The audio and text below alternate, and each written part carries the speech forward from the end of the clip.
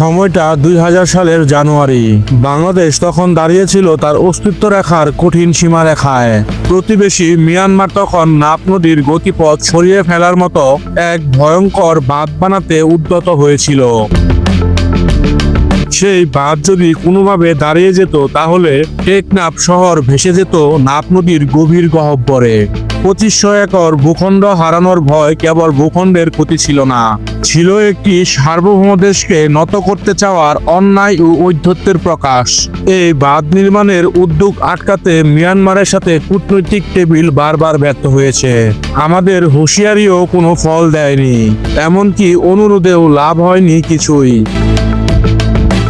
শেষ মুহূর্তে সিদ্ধান্ত নেওয়া হলো আর নয়, এবার অন্যভাবে কথা বলতে হবে। এবার কথা বলবে অস্ত্রে। বাংলাদেশ এবং মিয়ানমার সীমান্তে তখন তীব্র উত্তেজনা বিরাজ করছিল। তখন হয়তো দেশের অভ্যন্তরে ঢাকায় এটি কেউ টের পায়নি, কিন্তু সীমান্তের বাতাসে ইতিমধ্যে টের পাওয়া যাচ্ছিল এক আসন্ন যুদ্ধের ইঙ্গিত। সেই কঠিন সময়ে রাতের অন্ধকারে অত্যন্ত গোপনীয়তার সাথে 25 লাখ গোলাবারুদ গোপনে পাঠানো হয় কক্সবাজারে। তৎকালীন সীমান্তরক্ষী বাহিনীর প্রধান ছিলেন যেন এক অপরাজয় জেনারেল। তার চোখে ছিল এক ধরনের অদম্য আগুন।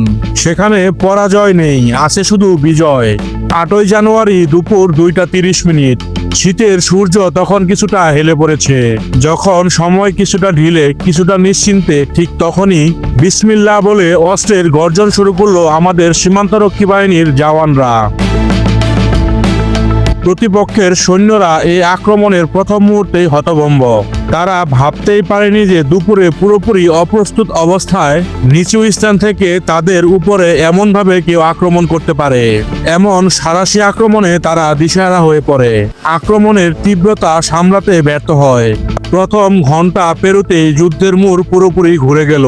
বিস্ফোরণের শব্দে কেঁপে উঠল পাহাড়, নদী আর সমুদ্র, সবকিছু। শত্রুর কণ্ঠে শোনা গেল আতঙ্কের তীব্র চিৎকার।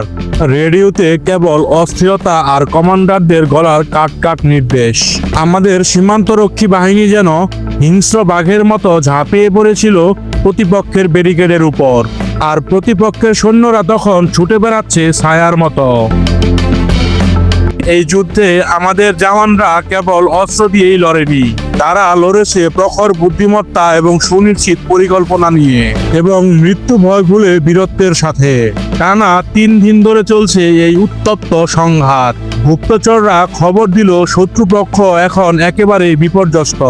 শত শত শ্রমিক, কর্মকর্তা, সৈন্য সবাই ছত্রভঙ্গ হয়ে গিয়েছে। মিয়ানমারের অভ্যন্তরে রীতিমতো আতঙ্ক ছড়িয়ে পড়েছে।